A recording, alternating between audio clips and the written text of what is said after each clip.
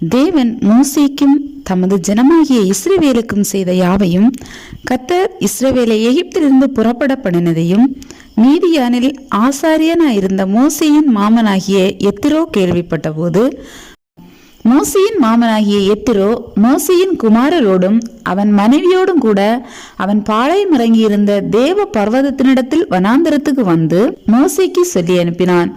அப்பொழுது மோசே தன் மாமனுக்கு எதிர்கொண்டு போய் அவனை வணங்கி முத்தம் செய்தான். ஒருவரை ஒருவர் சுக செய்தி விசாரித்துக் கொண்டு கூடாரத்துக்குள் பிரவேசித்தார்கள். பின்பு மோசே கர்த்தர் இஸ்ரவேல் நிமித்தம் பார்வோனுக்கும் எகிப்தியருக்கும் செய்த எல்லாவற்றையும், வழியிலே தங்களுக்கு நேரிட்ட எல்லா வருத்தத்தையும், கர்த்தர் தங்களை விடுவித்து ரட்சித்ததையும் தன் மாமனுக்கு விவரித்து சொன்னான். கர்த்தர் இஸ்ரவேலரை எகிப்தியரின் கைக்கு தப்புவித்து அவர்களுக்கு செய்த சகல நன்மைகளையும் குறித்து எத்திரோ சந்தோஷப்பட்டு, உங்களை எகிப்தியரின் கைக்கும் பார்வோனின் கைக்கும் தப்புவித்து எகிப்தியருடைய கையின் கீழிருந்த ஜனத்தை விடுவித்த கர்த்தருக்கு ஸ்தோத்திரம். கர்த்தர் எல்லா தேவர்களை பார்க்கிலும் பெரியவர் என்பதை இப்பொழுது அறிந்திருக்கிறேன்.